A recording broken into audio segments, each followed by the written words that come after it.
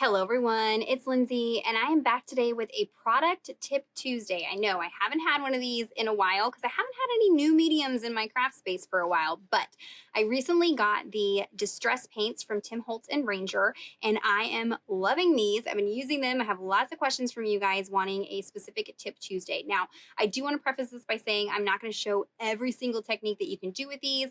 I also want to say that I am coming from a Bible journaling perspective, so if you've just stumbled upon this video and you're not a follower of mine, I primarily Bible journal. So I create artwork in a journaling Bible. So here's an example of a page that I did with some distress paint in the background. So as I talk about the different techniques and how these paints react, just keep in mind, I'm primarily using them in here. So I want to know, does it bleed through? Does it move on the paper? And that kind of thing.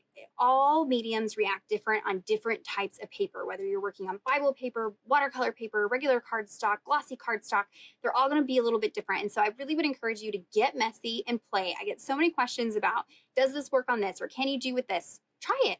Nothing's going to hurt it to try it, but I'm going to give you guys some options. So here's an example of a page that I did. I'll link the video down below. The color in the background is all distress paint. And so I'm really excited to share with you some of the unique properties about this paint and how it's different than regular acrylic paint. I know right off the bat, many are going to say, well, does it bleed through Bible pages? So this is an interleaved Bible. It is a journaling Bible, so the pages are a little bit thicker than a traditional, just regular Bible that you might pick up.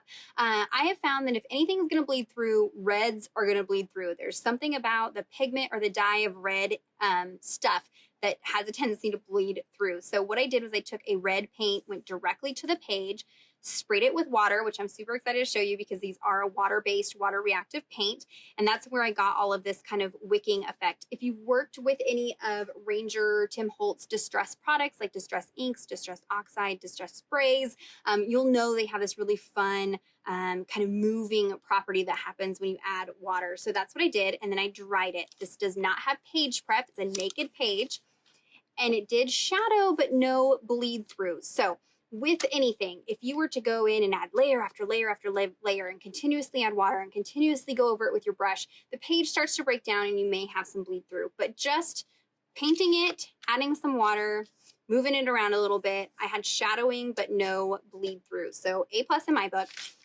Another thing that makes these super amazing for working in Bible journaling or even art journaling, traveler's notebooks, anything like that where you're going to close the pages. If you ever used a glossy paint, then you know it's really important to use matte paints. Glossy paints have a tendency to stick to the page, stick to other elements. And so when you'd shut your Bible, if the paint was glossy, your page might be stuck together and then would tear. Distress paints do dry with a matte finish. They are very, very, very smooth to the touch. Kind of similar to the acrylic inks. If you've ever played with Amsterdam acrylic inks, these have a very smooth finish to them. These are nothing like distress paints in that they're not meant to work with water and stuff like that. But as far as the finish goes, they're similar in that they're just very, very smooth. You almost can't feel it on the page, which is really, really nice. They are permanent once dry. So once you've worked with it while it's wet, you can move it, add things, blend things, take things away. But once it's dry, it's stuck on there. It's not going anywhere, which is nice if you're going to be doing some layering techniques, adding different mediums on the top, then you'll know the paint that's on the bottom isn't going to go anywhere. But if you get it on your clothes or something like that, it's probably not going to come out of your clothes. And I will show you some fabric techniques as well. So just keep that in mind. I like to work on a non-stick craft mat. That's just easiest for me. It kind of protects my surface. You can use rubbing alcohol or hand sanitizer will take it up off of your desk. In most cases, because it's a water reactive paint, it's actually easier to clean up with a dry paper towel. You don't want to use a baby wipe or spray it down with water because the water makes more paint, makes it grow. So it's easier to clean up with just a dry paper towel. So let's get in and kind of talk about some of the different techniques that you can do with these paints versus regular acrylic paints. Okay, so many of you may already have some acrylic paints in your stash. I know a lot of people like the ones from Target. I don't particularly like these ones. I think for the price of them, they're way more expensive than Anita's or Apple Barrel, and the opacity changes between colors. Some people really like this like pot style. I don't like that so much. I like to squeeze out paint because I like to mix colors and things like that. I like to squeeze it out onto a palette, so I actually prefer these tops here. But these come in, a variety of colors, variety of price points. You can get artist grade acrylic paints. You know, some are thicker, some are thinner, all those kind of things. And I've used them. There's nothing wrong with these. They do not bleed through your Bible pages, but they don't play and react the same way that distress paints do. So let's talk about some of those. One thing you'll notice that I have a couple different looking bottles. So when you go to order distress paints, I will have some links down below for you guys. Many of those are affiliate links, so thank you, heads up for that, for using those and supporting me. I ordered mine directly from Ranger. I don't have an affiliate link for them, but I will link some options down below for you guys. When I ordered them, I ordered the entire collection of the distress color line, which is over 60 colors. And so for the cost saving, the ones with the flip top, that's these tops here, are actually $1 cheaper than the ones with the sponge daubers. So I ordered primarily the ones that had the flip top. As I've been working with them, I actually prefer the ones with the sponge dauber top, but that's okay. You can order the tops individually as well. So you can order them one-on-one, in bulk from some places. In either one, you can order bulk of the flip top or bulk of the sponge tops. If you want to replace them or have both on hand, depending on how you use them, is definitely an option for you. It's really just going to come down to a matter of preference. If you are somebody that likes to pour paint out and work from a palette, you're probably going to prefer the ones that have the flip top. Tim Holtz just has these, he thinks of everything. That man's brain, when it comes to craft products, he is very particular about what he wants. So the flip tops are really nice. They seal really nice, so I haven't had any issues with spilling. When I ordered my package, it was a package of very, very many paints. There was only one paint in there that had broken open, but it was like double wrapped in plastic and everything. It was amazing, so it's done really well. And so if you are going to be going direct to your project or going to a stamp or something like that, there's some techniques where I find that the sponge dauber is nicer. And as I go through these techniques, you'll kind of see where I struggle with one top over the other, and that will kind of help you decide which top that you want to do.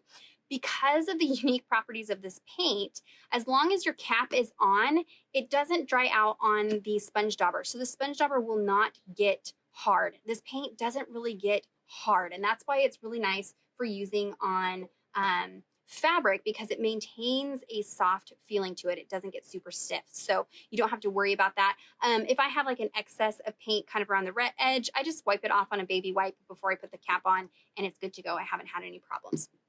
Okay, so let's talk about just some basic application methods. So of course you can just go in with a brush, whatever, that's easy. We're not going to cover that because that's, you know, pretty no-brainer. But I have some of these foam applicators. You may have seen me use these with distress inks.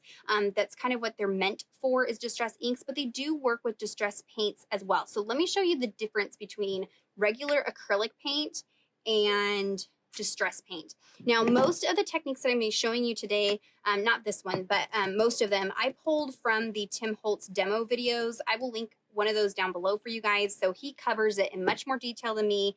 These are his products. That's his jam. So just know a lot of these techniques I'm pulling are from those videos that I watched. And then I'm just adding a couple other things as I think about it. So this is regular acrylic paint. So I'm just going to load up my sponge. Now, because it's not a fluid paint, it doesn't like soak in there. It dries pretty fast. You can blend it onto your project, and it does blend. However, I have a little bit more of a harsh edge, and that's just because it's not as fluid as distress paint. So distress paint is going to just soak right up into that sponge. It's going to give me a softer look. You're going to look at this and you're going to think that I'm blending with distress ink, but I am not. This is distress paint. It's just so smooth, and you can see I can use a sponge dauber to sponge out some paint. I can also twist off the top and pour it out. It's very fluid, so just keep that in mind. I like to just put a little out at a time and then build it up, but you can see how much smoother of a blend you get with this paint. Now you can run this through soap and water and the sponge will stay soft and you can continuously use it. This one, if this paint dries, it's hard and crusty and it's toast, I'm just gonna have to throw away this sponge. I can wash it with soap and water, but there's something about acrylic paint. If you've ever left it in a paintbrush, you just know it gets crusty. It's gonna be crusty. This doesn't get crusty. So if you're somebody who doesn't, you know, always clean your tools and things like that, distress paints are much more forgiving than regular acrylic paints. And you can just see they just blend really nice. Keep in mind that whatever that you're blending on, it's just going to react different. So whether you're blending on Bible paper, this is watercolor paper, glossy cardstock, things like that, it's just going to react different on different paper. So you may not get as smooth of a blend on Bible paper, but it is possible. So if you're struggling with a particular technique, try it on a different type of paper, a tag, a cardstock, something like that. And you may be able to see it's not necessarily the technique that you're struggling with, it is the medium that you are working on that's giving you the trouble. So there is just blending it on. Let me clean this off and we will go to the next technique. Okay, so I mentioned that distress paints are a water-based paint and they like to play with water, and this is where you really see them shine. So this is the exact same technique done. This one is distress paint, this is regular acrylic paint, and you can automatically see the difference. Craft paint in particular has a lot of filler in it, a lot of extra things added to it, and that's what makes them so inexpensive, so cheap. But because of that filler, makes them really unstable once you start adding water. So you may find that if you're adding water to your acrylic paints and you're painting something on a canvas or something like that, that paint will sometimes kind of flake off and become, you know, crusty or crack when you're heating it with a heat tool. And that's because of the fillers and things like that. A higher quality acrylic paint may not do that as much as craft paints, but I know a lot of us that are Bible journaling, we're working with these inexpensive craft paints. These paints don't break down with water. They like water. They get better with water. And so you don't have to worry about that. When you have a big blob of distress paint and you dry it with your heat tool, it doesn't crack like it does with acrylic paint. If you've ever had a big hefty layer of acrylic paint on your page and dry it with your heat tool, you'll know it'll start to crack, which that might be the look you're going for, but that's not always the look we're going for. So this is a water marbling technique. I'm going to show it to you just with the distress paints because you can see what a mess regular acrylic paints is, but it's the exact same technique with either one. So a couple different ways to do this. If you're working on a card, I'll show you that technique first. I'm going to pick some colors. You want some colors that are going to work well together. So I'm going to pick like a pink, blue, and yellow. That way when they blend, I don't really get as much mud. So I'm just going to add some little blobs of color. Again, I am working on a non-stick craft mat. It just protects my surface. And you can see how that paint is beading up, and that is because it's a water-based paint. If you just stick regular acrylic paint onto this, let's say I put a little dollop of acrylic paint, it doesn't do that. It looks totally different because this is a much thicker paint. So these are very fluid. They have a ball in them that shakes up and mixes the paint. So you do want to give it a shake before you use the paint. The ball's in there to continuously keep it moving. So it is very fluid. So if you're doing techniques where you're wanting to build up a bunch of texture and stuff like that, these may not be the paints for you because you can just see the difference in the viscosity. Okay, so I'm going to add some water because, again, they like water. They play a little nicer with water. I'm also going to add some water to my watercolor cardstock. And then I'm just going to dip this into the color. And I have some harsh color on there where I first stuck down, but that's okay. As long as it's wet, I can add some water and it's just gonna mix and move and do all the things that we like when it comes to water reactive products. So if I want a little more blue, I can go directly into here if I want to. Add a little bit of water. And as long as it's wet, I can move that color around. I can even kind of dip that back in if I want to. When it's wet, it will mix, so you will get mud. If you want to layer colors, you want to dry in between layers. So I'm going to go ahead and dry this.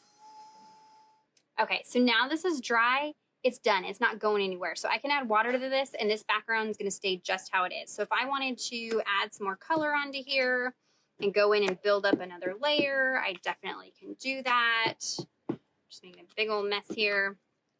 Add a little bit of water, add a little bit of water, and dip it in and build up some layers of color. Again, I can add some water, get things moving, let things drip.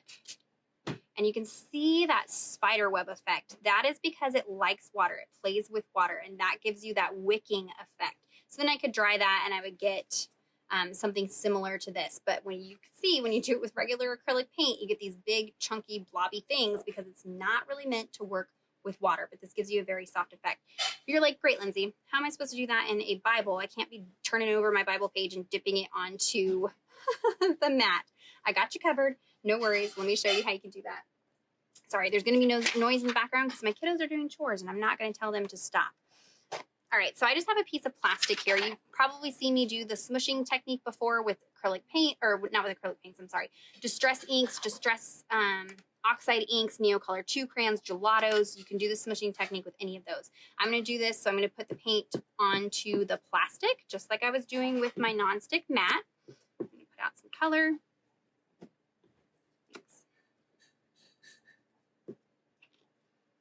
Spray that with water, get it moving, spray my base with water. So you would spray your Bible page with water. And then I'm just going to kind of rock and roll and dip this onto the card or the page or whatever it is that you're working on. Okay.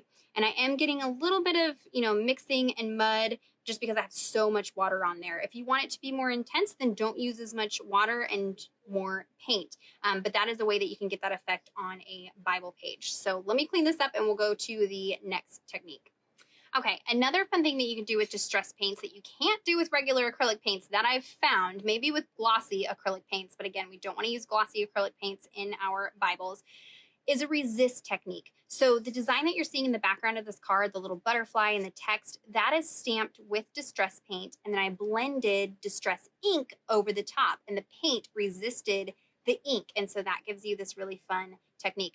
If I was to do an ink blended background and then stamp over the top of that with distress paint, because distress ink is not permanent and continues to react with moisture, this will kind of bleed up into the paint, and it will alter the color of the paint. So if I was to stamp white paint on the top of this, the white paint wouldn't stay white. As it dries, it would kind of soak up the distress ink color. So you want to do it paint first, then ink on the top. So I'll show you how that works. With regular acrylic paint, it does not resist. So the paint actually grabs a hold of the color. So the exact same design is on the background of this card, but you're only seeing bits and pieces in some areas, but it grabs a hold of the ink and holds onto it, and it doesn't resist in the same way that distress paint does. So let me show you how that works. There's a couple different ways to add paint to your stamp. You can either add it with a brayer tool. Now, this is a hard, stiff brayer tool. Tim Holtz recommends a little bit softer, spongier of a brayer tool. Brayers are kind of hard to find right now, so maybe check out your big box craft stores. And you're not wanting like sponge, not like sponge, like spongy sponge. It's a little bit just softer of a rubber than this is, and you can brayer the paint on. Or you can go direct to the stamp with your sponge dauber. That uses a little bit more paint. The paint kind of gets down into the nooks and crannies, creates a little bit of a mess, but it can be done. It's not impossible. So let's go in with some Picket Fence. This is white paint, and I'm going to put it out onto my mat. Just give myself like a little trail of paint. I'm going to pick it up with my brayer tool, brayer some onto my stamp.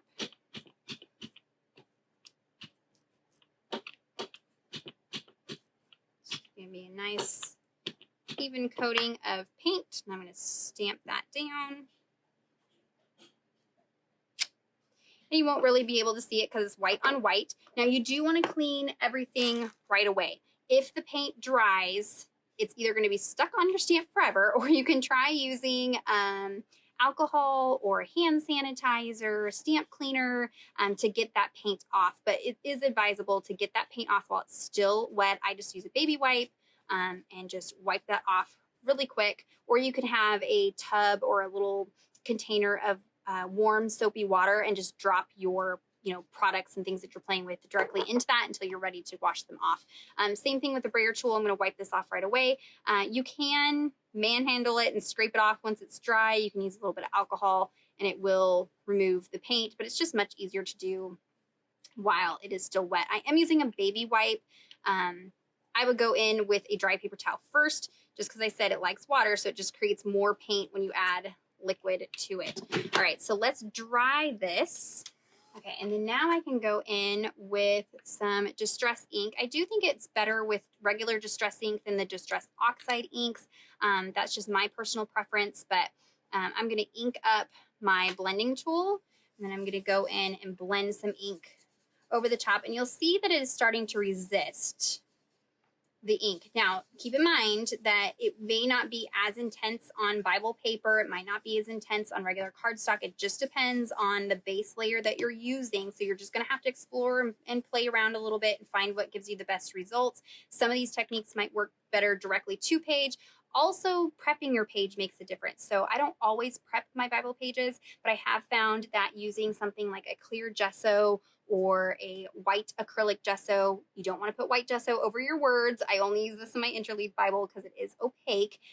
There's clear gesso as well. This creates a barrier. If you have questions about page prepping, I'll link my other Tip Tuesday down below for you guys.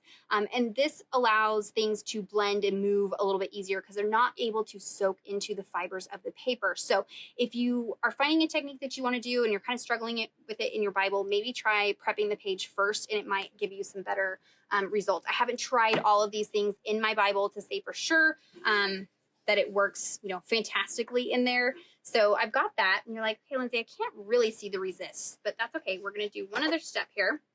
I'm gonna take a paper towel. You don't wanna use a baby wipe because it's too wet. I'm gonna lightly mist this so it's just damp.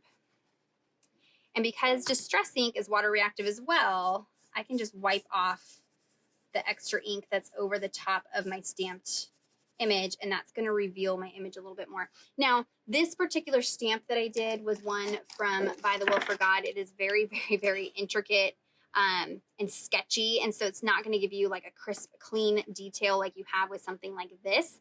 So just keep that in mind, that the type of stamp that you do makes a difference as well. But the darker that I put this color, the more that contrast between the white paint and the color is going to be. And it looks like I didn't quite get enough paint on my stamp. So that is one thing you want to make sure is you get plenty of paint on your stamp before you go down to the page. But I can kind of wipe off some of that. Now, some of you are thinking, okay, I love Distress inks because I can add water and get texture.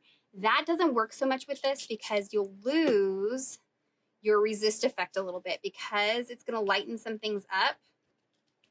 Now I've lost my image. It's not there anymore, but that's okay. You can go back in with some color, build it up, and you can bring back that resist. Because that paint is permanent, it doesn't move with water. So that stamped image is going to stay there no matter what I do on top of it. I will still be able to see that image. So you just kind of have to play around with different stamps, different techniques.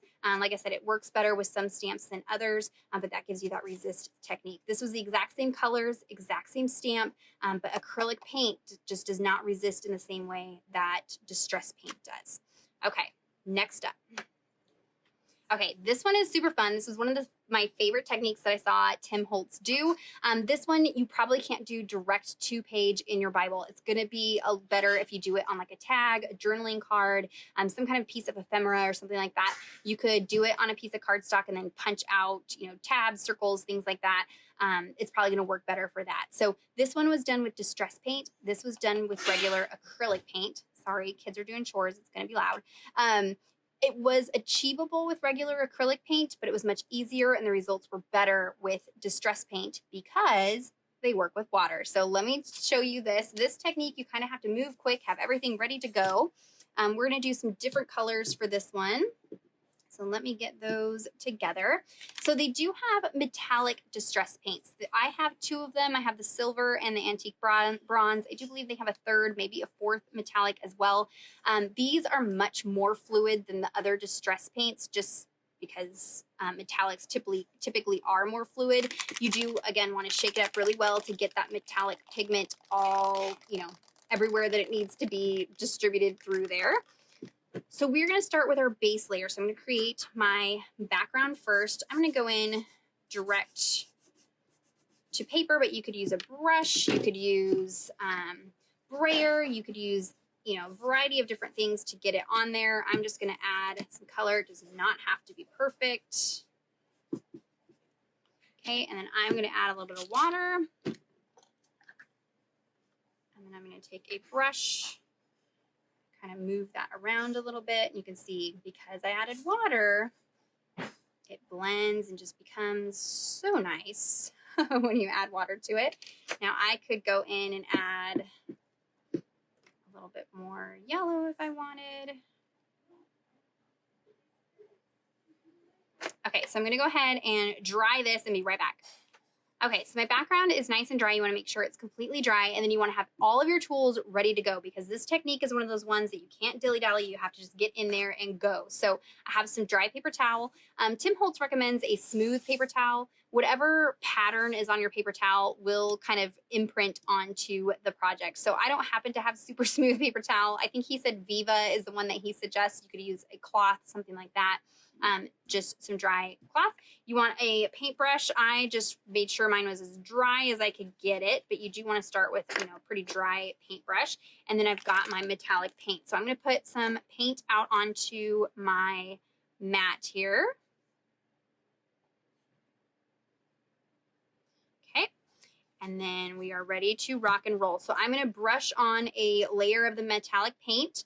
And while it's still, you want it to be wet as we do this technique. So I'm going to go in fast. I'm going to apply this bronze paint. You don't have time to make this perfect, so you're just going to have to go in, brush, brush, brush. Okay, and then while it's wet, I'm going to use a distress sprayer. If you spray down just halfway, you get these big, giant droplets of water. So I'm going to add some water. Remember, this does react with water, so that paint is going to stay wet where the water is. Now I'm going to dry this just a little bit, just so I dry the areas where the water droplets are not. So I want to make sure that paint is dry without completely drying my water spots. So this technique takes a little bit of messing, you know, playing around. I'm going to lay my paper towel to absorb that wet paint and pull it right up. You don't want to leave your paper towel on your card. And you'll see wherever the water was, it left that paint reactive, left it wet. And so I was able to lift up that paint and expose the under layer that I had painted. And then the area where the water wasn't, that paint dried and that stayed there. So that gives you this really fun patina distressed look. So let me clean this up just a little bit and then we'll do some more things to it. Okay, so now the metallic distress paints are a little bit more difficult to clean up. I was working on my nonstick craft mat, but it is a little bit more sticky. So if that bothers you, Tim Holtz recommends using like some wax paper or, you know, something that you can just toss and throw away when you're using the metallic paints, just to save you the headache of cleaning up. I just added, you know, some baby wipes, a little bit of water to loosen it up, and I was able to get it off. I went ahead and dried this completely, and we can go in and do all kinds of things to this now. We can add some ink to it. If you watch Tim Holtz's video, he goes in and does some additional stamping and things to kind of build it up, but I can add some distress paint or distress ink to kind of deepen up the background, grunge it up a little bit more. Just add a little bit more texture to it. Tim Holtz is all about the grungy antique. So I'm going to get a little bit of dampness on my paper towel and kind of wipe off the ink from the paint, just to kind of clean up and let that metallic shine. But that gives you this really, really fun patina distressed look. And so here it is with the silver. The silver leaves a little bit more of a haze over your colored background than the bronze. The bronze really picks up nicely. But this was done with just some browns and mahoganies and purples, gave me this background here. And then I used the silver distress paint, but you can see how fun this is. So this would be great to do some journaling cards. You could then go ahead and stamp over this. Whenever I stamp on anything that's mixed media, I actually prefer to stamp with archival ink. It's meant for doing mixed media type stuff, and it just works better when you have a lot of different mediums underneath it. Something like VersaFine is a pigment-based ink, and so it just isn't gonna, it's gonna be harder to dry. You're not gonna get as great results when stamping over something that has a lot of mediums underneath it. So you do want to stamp over it with archival inks, but absolutely love that technique. So there is like a metallic lift technique, I guess is what you could call it. Let's see, we've got a couple more here. Of course, you could stencil through, you could go through a stencil with the paints as well. So this one I found to be not as different between regular acrylic paint and distress paint. So here's a little bit of regular paint. Here's a little bit of distress paint. I like to use these makeup wedges. I do have a Tip Tuesday all about stencils if you're curious about tips and tricks for stencils. So this is the regular acrylic paint. And you'll see as I pick it up with the sponge soaks it up quite a bit. It dries really fast. I feel like I have to use a lot more paint when I go in with regular acrylic paint to build up the color. It's not as smooth. I don't know. It's just a little bit more fussy. If I cut this off and go in with distress paint, I can soak that up and then go in. I didn't have quite as much paint on here as I did the other paint. But really the difference is not too much different between distress paint and regular acrylic paint when you're doing a stencil. Again, you do want to wash that right away, or it's a little bit more difficult. But here, while it's still wet, I can add water and kind of let that wick out and blend out. It will not do that as much with regular acrylic paint. Now this dried pretty quick because I wasn't using a whole lot of paint. But if I had used more paint and it was wet, I could get it to kind of blend and move a little bit and just give you a different effect. So as far as stenciling, either or doesn't really make a difference. It's just going to be up to you as far as preference if you have one between those two paints. So that one isn't as glaringly obvious of a difference. Okay, let's talk about watercolor painting with these paints. So this is regular acrylic paint. This is distress paint. Again, because regular acrylic paints aren't really meant to be with water. So I did paint these on with a water brush. I had some weird like granulation. They just act weird with water because they're not meant to be with water.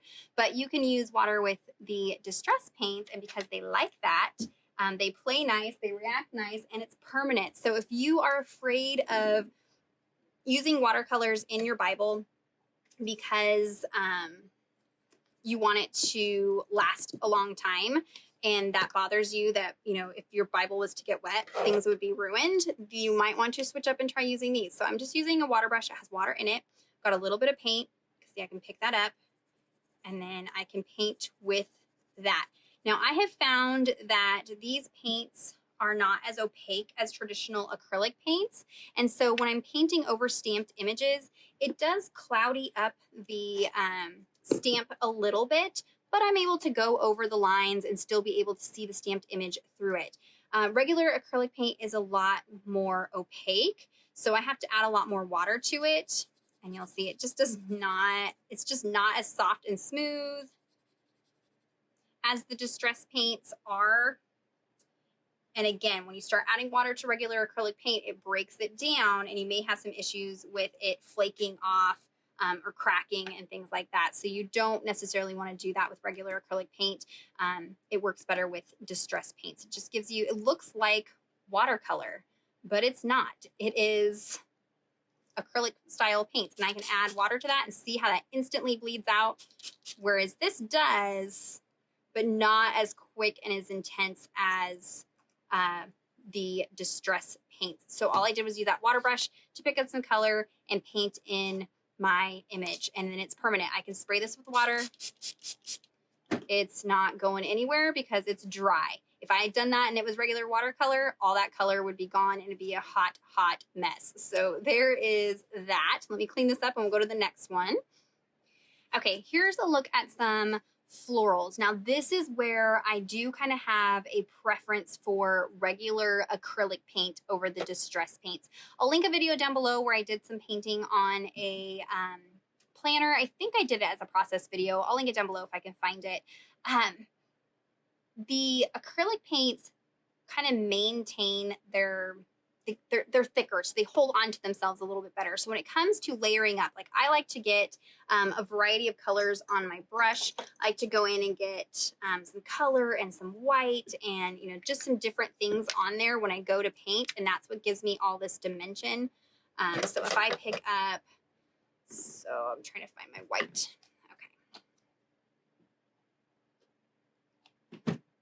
Okay, so I can pick up a little bit of this pink, a little bit of this white on my brush, and then I can, my brush is wet, so it's gonna blend. I can have these differing colors. I can go in with white, and you can see the white very stands out from the pink. Now, if I do the same thing with these, because they're more fluid, they don't do that. And if you've ever painted with regular acrylic paints, you'll know that, sorry, I'm trying to do similar colors. You can build up the paint and have some texture. So when I feel this, it has like little ridges and texture.